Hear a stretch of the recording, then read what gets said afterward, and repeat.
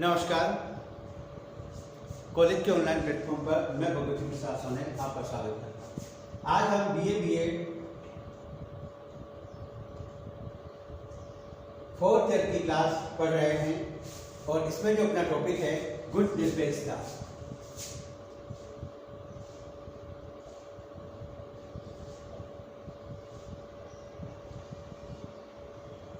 Good निरपेक्षता यह इसकी फोर्थ क्लास है, पार्ट 4। इसमें हमने गुड निरपेक्षता में जो इसका संगठन, शक्ति, कार्य,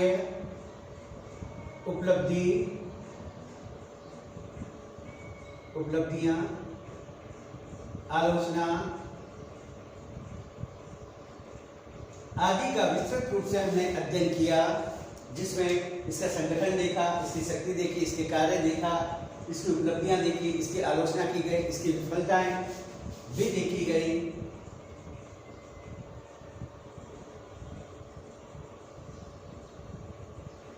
विफलताएं भी देखी और किस प्रकार इसकी आलोचना की गई, इनकी विस्तृत जानकारी हमने इसके जो पिछली क्लास से पढ़ाई थी उसमें देखी थी। अब हम इसके आगे हम देखेंगे इसकी प्रासंगिकता, यानी विश्व पटल पर इसकी आवश्यकता है या नहीं है तो किस प्रकार है, नहीं है तो किस प्रकार है। इस प्रकार इसकी प्रासंगिकता के बारे में भी हम विस्तृत रूप से अध्ययन करेंगे। प्रासंगिकता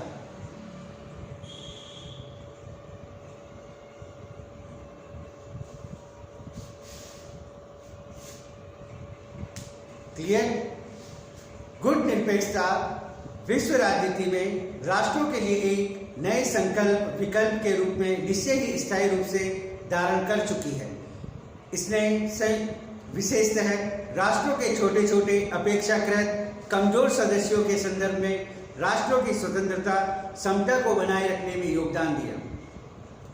इसने विश्व के पूर्ण ध्रुवीकरण को रोककर विचारागत शिविरों के विस्तार की ओर प्रभाव को संयत करके तथा गुटों के अंदर की स्वतंत्रता शक्तियों को प्रोत्साहन देकर अंतर्राष्ट्रीय शांति और सुरक्षा बनाए रखने तथा उसे बढ़ावा देने में महत्वपूर्ण योगदान दिया। यानी विश्व का जो ध्रुवीकरण हो रहा था उससे रोका और विचारों के लिए उसको अलग भागों में बांटा और जो कमजोर और शोषित राष्ट्र थे उनकी स्वतंत्रता की बात इसमें की गई थी। क्लियर। अंतर्राष्ट्रीय शांति और सुरक्षा बनाए रखने के लिए उसे बढ़ावा देने के लिए महत्वपूर्ण योगदान दिया। इसने संयुक्त राष्ट्र संगठन के भीतर और बाहर दोनों जगह से बहुत कल्याणकारी क्षेत्रों में, जैसा कि उपनिवेशों को स्वतंत्र कराने, प्रजातीय समता साकार करने, अल्प विकसित देशों के आर्थिक विकास के क्षेत्र में बड़ा योगदान दिया। यानी स्वतंत्रता, आर्थिक हित,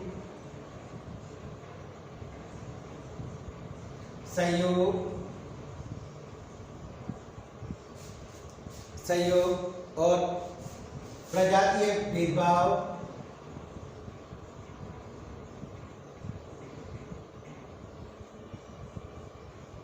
इन समस्त मूल्यों को लेकर यह चला और इसमें उसने अपना योगदान दिया।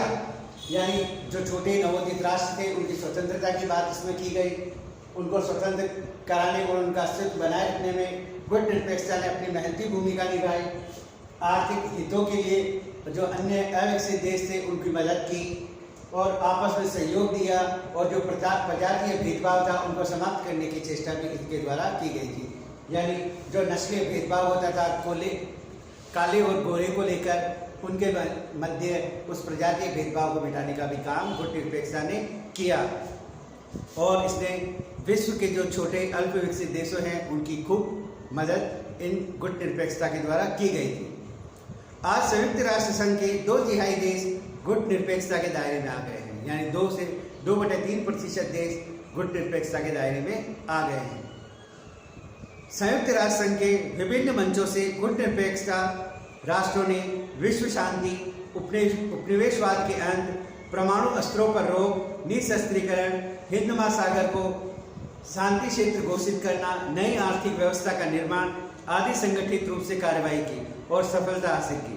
यानी संयुक्त राष्ट्र संघ और गुड निरपेक्षता ने दोनों ने मिलकर विश्व शांति के लिए अनेक कदम उठाए और उसमें संयुक्त राष्ट्र संघ का सहयोग गुड निरपेक्ष जो देश थे उन्होंने किया, जिनमें उपनिवेशवाद का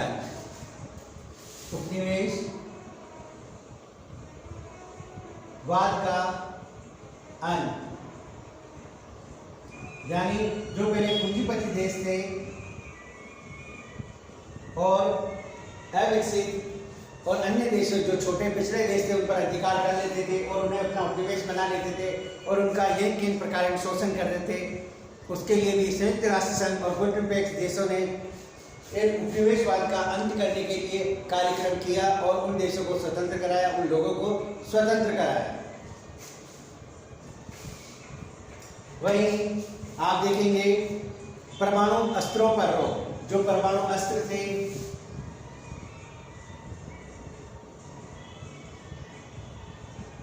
इन पे भी उन्होंने रोक लगाने के लिए ऐसी व्यवस्थाएं की, क्योंकि द्वितीय विश्व युद्ध में जब जापान में परमाणु बम गिरा तो उसकी विभीषिका से आज तक जापान उबर नहीं पाया है।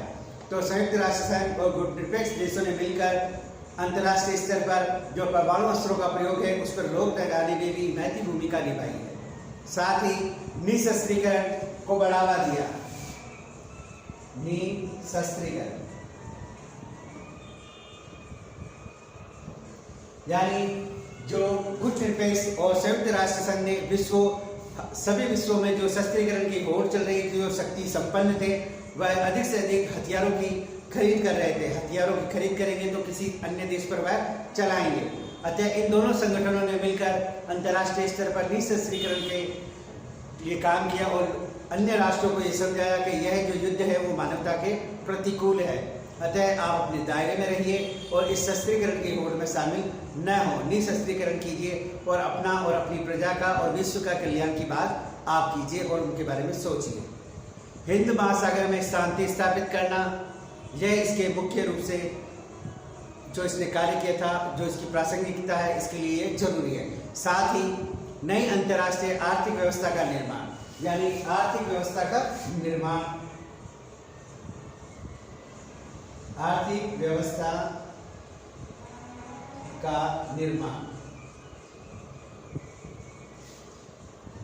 यानी गुड निरपेक्ष आंदोलन ने संयुक्त राष्ट्र संघ और के साथ मिलकर एक नई आर्थिक अर्थव्यवस्था का निर्माण करने की बात कही है, जिससे क्या है कि जो अविकसित देश है, अल्पविकसित देश है, सभी को अपने साथ लेकर उनका भी विकास किया जाए, उनके जो मानव है उनका डेवलपमेंट किया जाए, शिक्षा, स्वास्थ्य और अन्य बातों को लेकर, रोजगार को लेकर उनमें कार्य किए जाए और विश्व में शांति स्थापित की जाए और एक आर्थिक मंच तैयार करें जिससे यह सुलभ हो सके। ऐसी बात इसने कही थी। आदि विषयों पर संगठित रूप से कार्रवाई की और सफलता हासिल की। यह भी प्रश्न किया जाता है कि आज गुट निरपेक्षता का क्या औचित्य रह जाता है, यानी यह भी प्रश्न किया जाता है कि गुट निरपेक्षता की आवश्यकता आज भी है क्या। गुट निरपेक्षता की सार्थकता द्वितीय विश्व युद्ध के बाद शीत युद्ध के वातावरण में तो थी, किंतु 15-20 वर्षों में अंतर्राष्ट्रीय राजनीति में बहुत सारे परिवर्तन हुए। मसलन शीत युद्ध का अंत हो चुका, वार्सा पैक्ट भंग कर दिया गया, नाटो की भूमिका में परिवर्तन आया, जर्मनी का एकीकरण हो चुका है, आदि सभी शक्तियों के बीच एक दूसरे के प्रति सौहार्दपूर्ण संबंध है। अमेरिका और रूस मिलकर अंतर्राष्ट्रीय स्टेशन का संचालन कर रहे हैं। नाम के ऊर्जा और अंतर्राष्ट्रीय सहयोग को उन्होंने नए आयाम दिया है। अमेरिका और चीन के बीच $300 अरब का व्यापार है। रूस वर्तमान समय में पश्चिमी यूरोप, चीन और जापान के लिए ऊर्जा के प्रमुख आपूर्तिकर्ता के रूप में उभरा है।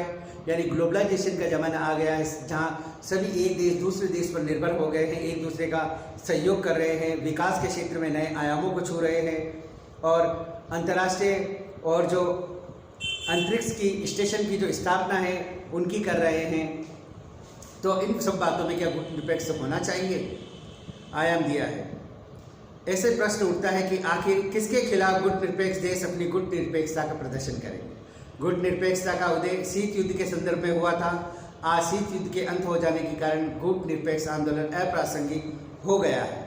निर्गुट आंदोलन के 8वें सम्मेलन में जिम्बाब्वे की राजधानी हरारे में लीबिया के नेता कर्नल गद्दाफी ने निर्गुट आंदोलन को अंतर्राष्ट्रीय भ्रम या मजाकिया आंदोलन कहा।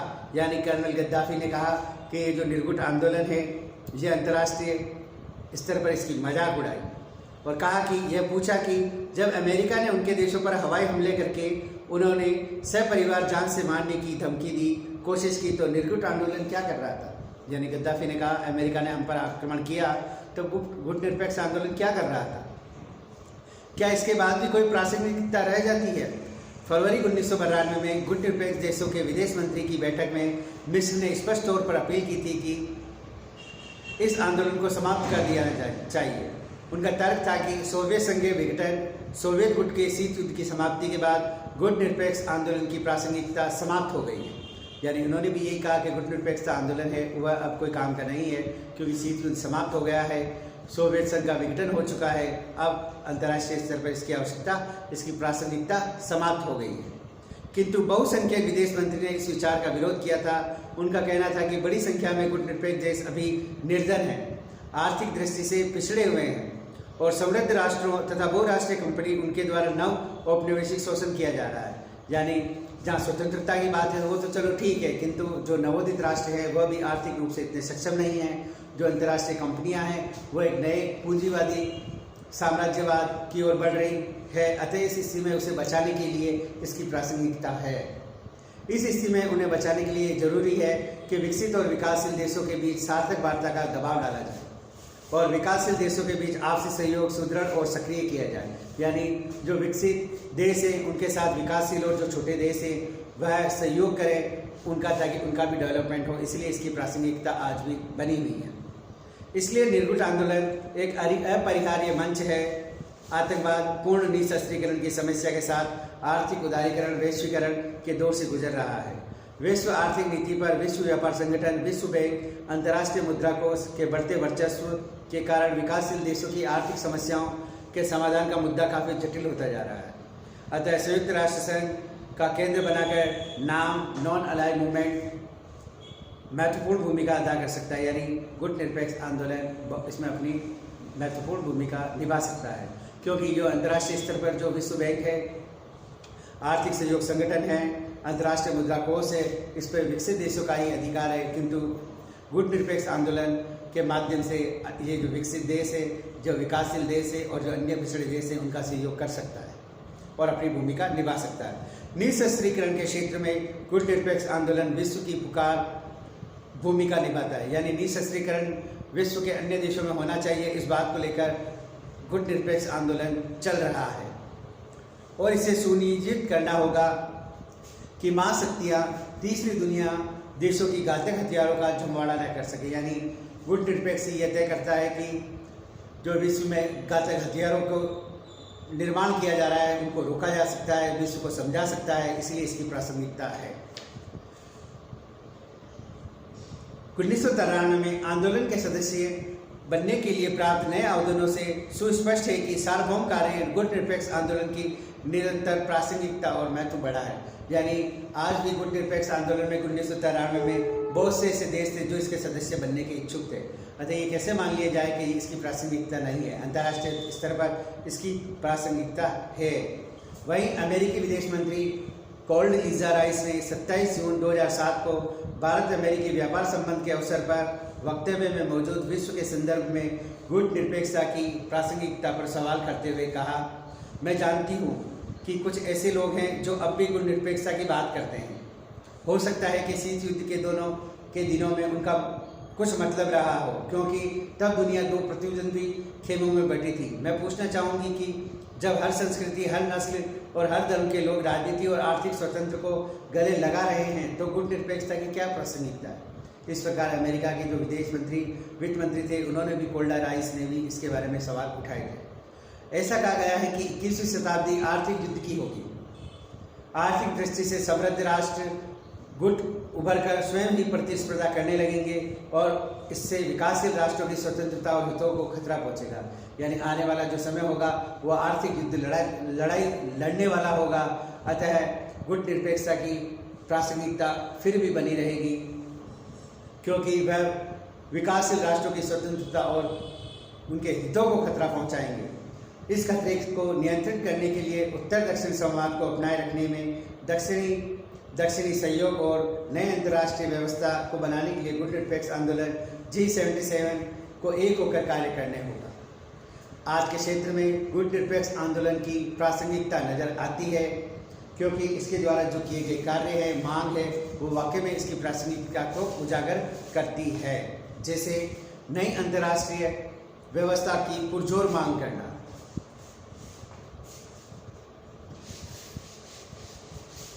प्रासंगिक क्यों है, इसलिए कह रहे हैं नई आर्थिक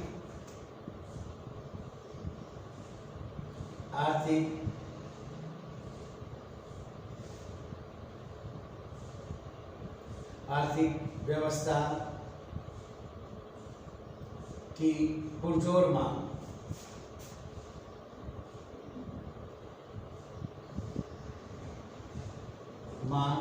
करना, यानी गुड निरपेक्ष आंदोलन की आवश्यकता है, क्योंकि उन्होंने नई जो अंतर्राष्ट्रीय व्यवस्था है, आर्थिक व्यवस्था है, उसकी पुरजोर मांग कर रहा है।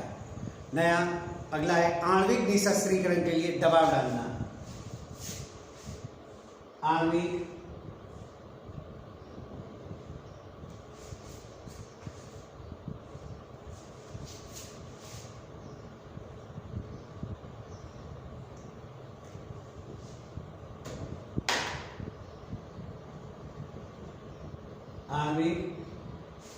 निशस्त्रीकरण के लिए दबाव।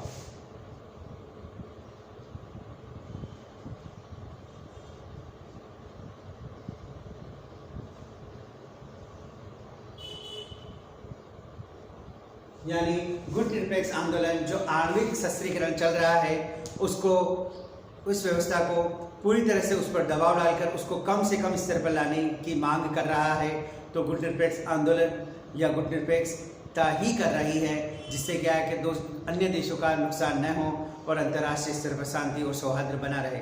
अतः उन्होंने आणविक निशस्त्रीकरण के लिए दबाव डालना शुरू किया, यानी विश्व में जो अणु बम बन रहे, परमाणु बम बन रहे, उनकी पर रोक लगाया जाए। ऐसी बात निशस्त्रीकरण के माध्यम से ही अन्य देशों को समझाई जा सकती है। अगर ये संस्था नहीं रहेगी तो इस तरह का जो बात है वो कौन समझाएगा। इस तरह की बात इसमें की गई है कि आणविक जो शस्त्रीकरण हो रहा है उसको कम किया जाए, उसको रोका जाए। दक्षिणी सहयोग को प्रोत्साहन देना,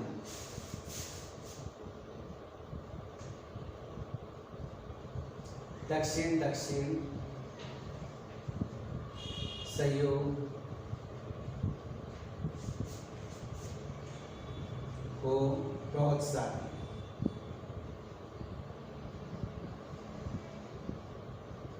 देना, यानी दक्षिणी सहयोग को प्रोत्साहन देना, यानी जो राष्ट्र जहाँ है वहाँ उनके आसपास के जो लोग हैं दक्षिणी यानी उनके जो सामाजिक, धार्मिक, आर्थिक, राजनीतिक, उनकी स्वतंत्रता आदि में उनका सहयोग देना, उनके आर्थिक हितों की पूर्ति करना। यानी एक राष्ट्र दूसरे राष्ट्र का जो पास में है पहले उसका डेवलपमेंट करे, उसकी स्वतंत्रता की रक्षा करे, आपस में सहयोग दे। ऐसी बात इसमें की गई है, जिसलिए इसकी प्रासंगिकता बनी हुई है। अगला, एक ध्रुवीय व्यवस्था में अमेरिका की दादागिरी का विरोध, यानी एक ध्रुवीय व्यवस्था का विरोध।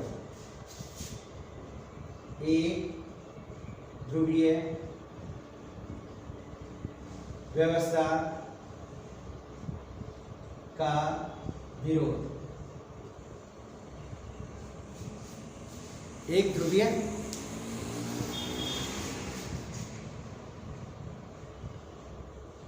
व्यवस्था का विरोध, अमेरिका की दादागिरी का विरोध। यानी गुट निरपेक्ष आंदोलन का जो जन्म हुआ था वह शीत युद्ध के परिणाम से हुआ था, क्योंकि शीत युद्ध दो देशों के मध्य लड़ा गया था, किंतु संयुक्त सोवियत रूस का अब अंत हो गया था, उसके टुकड़े टुकड़े हो गए थे। तो अब बायोपोलर से यूनिपोलर की तरफ विश्व बढ़ा, यानी एक ध्रुवीय व्यवस्था कायम हो गई जिसमें अमेरिका आगे निकल गया। किंतु गुट निरपेक्ष आंदोलन के माध्यम से जो अमेरिका की दादागिरी थी, एक ध्रुवीय व्यवस्था उसकी थी, उसका विरोध किया, उसको दादागिरी करने का विरोध किया। इसलिए गुट निरपेक्ष आंदोलन की प्रासंगिकता आज भी बनी हुई है, क्योंकि बायोपोलर टू यूनिपोलर में उसकी जो महती आकांक्षा है उसकी पूर्ति विस्तृत रूप से न की जाए, ऐसी बातों को लेकर यह चला है। अगला, गुट निरपेक्ष विरोध करना। अगला, विकसित और विकासशील देशों के सार्थक वार्ता पर दबाव। विकसित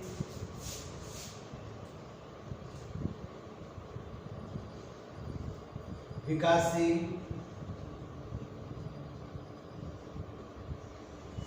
के मध्य वार्ता।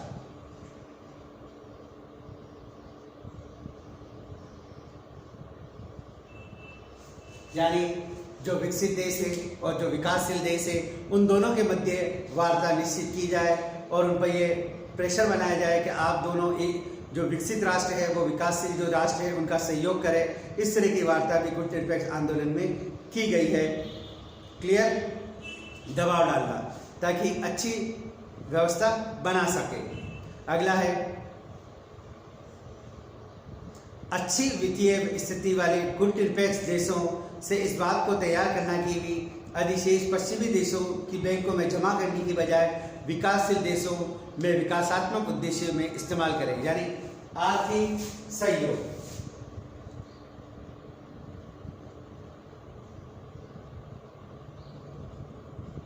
इसमें यह कहा गया है कि जो गुट निरपेक्ष देश का गुट निरपेक्षता का सदस्य है वह देश जिसको आर्थिक रूप से अधिक अधिशेष प्राप्त होता है वह अपना पैसा पश्चिमी देशों के बैंकों में न डालकर जो गुट निरपेक्ष के जो विकसित देश अल्प विकसित देश है उनको आर्थिक रूप से सहयोग करें जिससे उनका डेवलपमेंट हो और वह पैसा भी उनका यहीं रहे। उनमें विकासात्मक जो उद्देश्य लेकर चले हैं उनका डेवलपमेंट। अगला, नव औपनिवेशिक शोषण का विरोध। नव औपनिवेशिक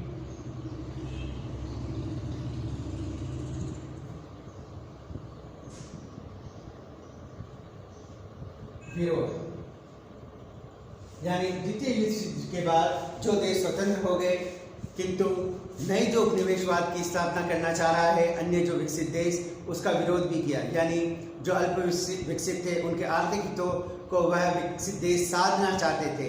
अतः इस व्यवस्था का विरोध भी गुट निरपेक्ष आंदोलन में वृहद रूप पर किया गया था। अतः उन्हें यह कहा गया था कि जो नव उपनिवेश शोषण हो रहा है उनका विरोध किया जाए ताकि उनको वापस जो उनको स्वतंत्रता मिली है वह वापस कहीं उसका परिहास न उड़ाए या वापस उनके दबाव में ना आ जाए। अगला है, संयुक्त राष्ट्र संघ के पुनर्गठन के लिए दबाव डाला जाए ताकि बड़े राष्ट्र प्रस्तावित संगठन के लिए राजी हो सके, यानी वीटो परिषद की समेत सदस्यता में बढ़ोतरी की जाए। वीटो सदस्यता। गुट निरपेक्ष आंदोलन ने जहां यूएनओ संयुक्त राष्ट्र संघ में इस बात को लेकर कहा है कि जो विश्व के 5 विकसित देश है वह विश्व की सारी दिशा निर्देश तय करते हैं, अतः उन पर दबाव डाला जाए कि ये जो वीटो का पावर है इसको बढ़ाया जाए और अन्य देशों को भी उसमें सदस्यता दी जाए ताकि विश्व में की जो नीति नियंत्रण में है अन्य देशों की भी बातों को पुरजोर से समर्थन प्राप्त हो सके। संक्षेप में, विकासशील देशों के बीच आपसी सहयोग बढ़ाने की दिशा में यदि कोई ठोस कदम नहीं उठाया तो गुट निरपेक्ष आंदोलन का अस्तित्व अधिक समय तक नहीं रह पाएगा, विशेषकर ऐसे में जब शीत युद्ध की समाप्ति के बाद इसके सामने कई राजनीतिक उद्देश्य नहीं रह गया है। निष्कर्ष है, अब नेक्स्ट इसमें पढ़ेंगे निष्कर्ष।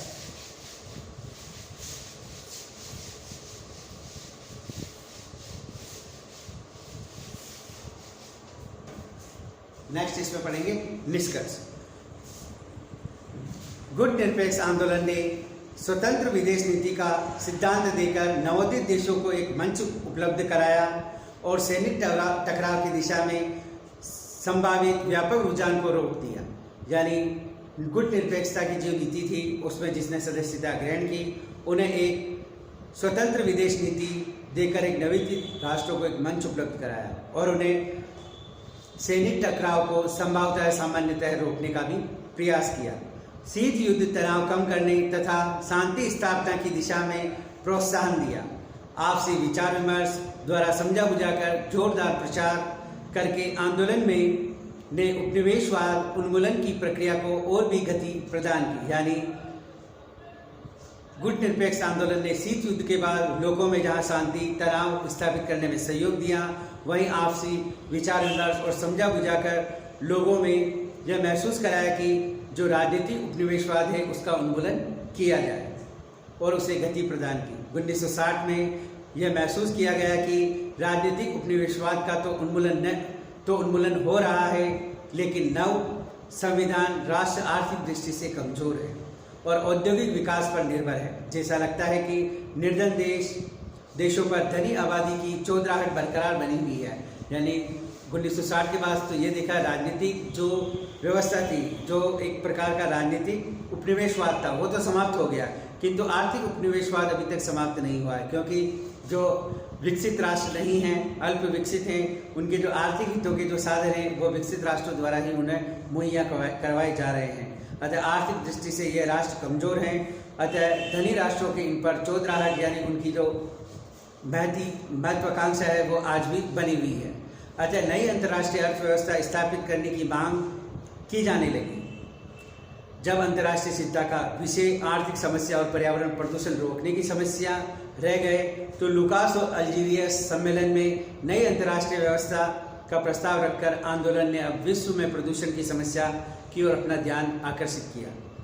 इससे सिद्ध होता है कि गुट निरपेक्ष आंदोलन शांतिपूर्ण समतावादी विश्व व्यवस्था स्थापित करके विकासशील देशों का भविष्य उज्जवल बनाने का प्रयास निरंतर कर रहा है। बाली इंडोनेशिया में गुट निरपेक्ष आंदोलन के समन्वयक ब्यूरो की बैठक में सदस्यों ने आकांक्षा व्यक्त की कि पूर्व पश्चिमी टकराव की समाप्ति से उत्तर दक्षिण टकराव शुरू हो सकता है। शीत युद्ध समाप्ति की परिणति उत्तर दक्षिण टकराव में हो सकती है। अतः बदलती हुई अंतर्राष्ट्रीय राजनीति में गुट निरपेक्ष आंदोलन की प्रासंगिकता बढ़ गई है। यानी अंतर्राष्ट्रीय स्तर पर जो राजनीति थी वो बदल गई है। कहीं उत्तर पश्चिम पूर्व पश्चिम जो टकराव था, कहीं उत्तर दक्षिण टकराव न हो जाए। अतः इसकी प्रासंगिकता और इसके मूल्य और इसकी दिशा भी बदली है। गुट निरपेक्ष आंदोलन को संस्था के रूप में धारण किए हुए 56 वर्ष से अधिक का समय बीत गया है। उसकी सदस्यों की संख्या 120 से अधिक हो गई है, जो इस बात का सूचक है कि इस आंदोलन का बल और प्रभाव बढ़ता रहा है। मगर इस विस्तार से इसमें कमजोरियां भी आई है। इसमें सामूहिक एकता की कमी है और परिणाम स्वरूप उसके निर्णयों एवं घोषणा की नैतिक राजनीति का प्रभाव कम हुआ है। यानी जैसे जैसे इसके तहत से संख्या बढ़ी, इसकी प्रासंगिकता बढ़ी, इसमें कुछ कमियां भी आई हैं और इसका प्रभाव भी कम हुआ है। गुट निरपेक्ष आंदोलन की स्थापना के समय के साथ निकट से जुड़े रहे कुंवर नटवर सिंह का मत है कि इस आंदोलन के लिए जरूरी हो गया है कि वह विश्व को सुधारने से पहले स्वयं सुधरे। यानी गुट निरपेक्षता की बात करते हैं, यह विश्व को सुधारने से पहले स्वयं सुधरे, क्योंकि इसकी न तो सेना है, न वह एक दूसरे के सहयोगी हैं राष्ट्र, न एक दूसरे के हितों की बात करते हैं, न एक दूसरे को सहयोग देते हैं, ताकि वह स्वयं सुधरे। आंदोलन द्वारा किए जाते रहे विचार विमर्श में नैतिक मूल्यों पर आधारित दृष्टिकोण का अभाव दिखाई देता है। यानी इनके जो राष्ट्र हैं उनके सदस्यों में नैतिक मूल्यों का भी एक रूपता नहीं है, उनका भी ह्रास दिखाई देता है, अभाव दिखाई देने लगा है। जिनेवा अगस्त 1996 में CTBT प्रारूप पर भारत का साथ देने वाला एक भी गुट निरपेक्ष देश नहीं था। अर्जेंटीना, ब्राजील, मिस्र आदि प्रमुख देशों ने भारत का समर्थन देने की बजाय अमेरिकी तथा अन्य पश्चिमी देशों का साथ दिया, जिससे विकसित देशों को स्पष्ट पता लग चुका कि गुट निरपेक्षता देशों में एकता का अभाव है। यानी उनको यह स्पष्ट पता पड़ गया कि जो गुट निरपेक्ष देश हैं उनमें एकता का अभाव है। प्रासंगिक बने रहने के बावजूद गुट निरपेक्ष आंदोलन अपने महत्व व प्रभावी होने की क्षमता को धीरे धीरे खोता जा रहा है, जिसे भविष्य के लिए शुभ संकेत नहीं माना जा सकता। यानी जहाँ गुट निरपेक्षता की प्रासंगिकता है वह बने रहने के बावजूद गुट निरपेक्ष आंदोलन अपने महत्व एवं प्रभावी होने की क्षमता को धीरे धीरे खोता जा रहा है, जिससे भविष्य के लिए शुभ संकेत नहीं माना जा सकता। शिखर सम्मेलन को अब पहले की तरह गंभीरता से नहीं लिया जाता। इसकी पुष्टि इस तथ्य से होती है कि कार्टगेना सम्मेलन में केवल 43 राष्ट्रों के सेनाध्यक्षों नहीं सम्मिलित हुए, यानी इसके सदस्य संख्या कहीं अधिक थी, किंतु कार्टगेना जो सम्मेलन था उसमें 43 सदस्य ही उपस्थित हुए। ये इसकी प्रासंगिकता पर प्रश्न चिन्ह लगाने वाला बात थी। शिखर सम्मेलन में यह भी देखने को मिलता है कि सदस्यों का एक बड़ा हिस्सा संयुक्त राज्य अमेरिका का पक्षधर है, यानी गुट निरपेक्ष में जो सदस्य राष्ट्र हैं उन देशों का एक बड़ा हिस्सा यूएनओ का समर्थक है। उसका पुरजोर विरोध करने के स्थान पर इस समझौते की भाषा में बात करता है कि सदस्य राष्ट्र की इस अमेरिकी परस्ती के चलते अमेरिका कर के ऊपर अंकुश लगाने का स्वरूप के नाम की भूमिका सीमित हो जाती है, यानी अमेरिका पर किसी प्रकार के अंकुश लगाने की बात इसमें नहीं की जा सकती है, नहीं इसमें की गई है, क्योंकि जो गुट निरपेक्ष आंदोलन के सदस्य राष्ट्र हैं वो किसी न किसी प्रकार से अमेरिका के पिछलग्गू हो गए हैं और उसकी बातों को समर्थन देते रहे हैं।